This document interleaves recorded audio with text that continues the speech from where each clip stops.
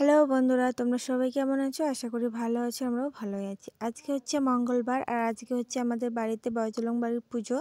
তার জন্য সকালবেলা উঠে দু বোনে লেগে পড়েছি উঠোন ঘর দুয়ারগুলো নেপালেপি করতে। এই পাশটা আমার বোন করেছে আর ওই পাশটা আমি তাড়াতাড়ি লেপামোছা করে চান করে নিয়েছি। আর এদিকে আমি ঠাকুরের জন্য লুচি ভেজে নিচ্ছি, কারণ অনেক বেলা হয়ে গেছে কাজ করতে করতে। আর ওই পাশে ঢাক ঢাক কাশি সানাই সবাই চলে এসেছে আর বাজাতেও শুরু করে দিয়েছে। আর এদিকে দিদি ফলমূল কাটতেছে, আর মা একটু বাজারে গেছে, কিছুক্ষণ পরে বাজারে চলে আসবে। অনেক কিছু আনতে ভুলে গেছিলো, সেগুলোই আনতে গেছে।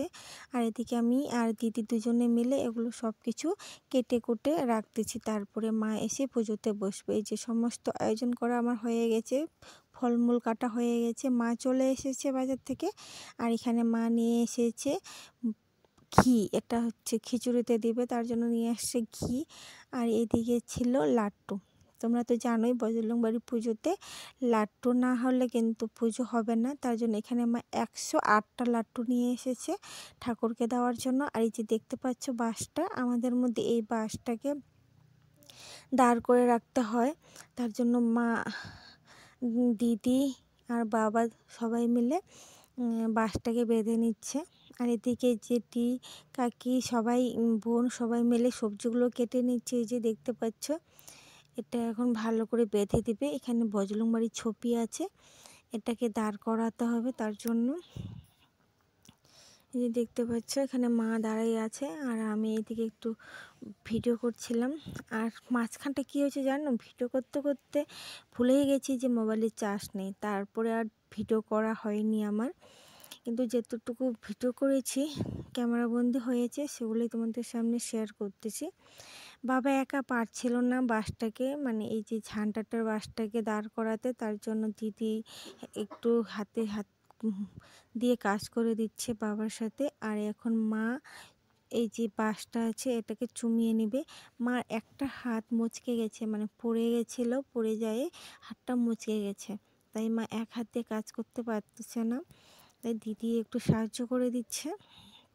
আর এখন ওটাকে বাঁশটাকে চুমিয়ে নিয়েছে, আর এখন ঠাকুরের ঘটটা ভরে নিচ্ছি আমরা। আর 5 জন না হলে তো ঘট ভরানো যাবে না, তার জন্য 5 জন মিলে আমরা এখন ঘটটাকে ভরে নিচ্ছি।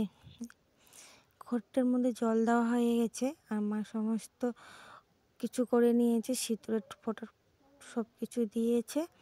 তারপরে এখন নারকেলগুলোও দিচ্ছে, আমাদের মধ্যে এরকম জোড়া নারকেল দিতে হয়, না তো কিন্তু পুজো নেবে না।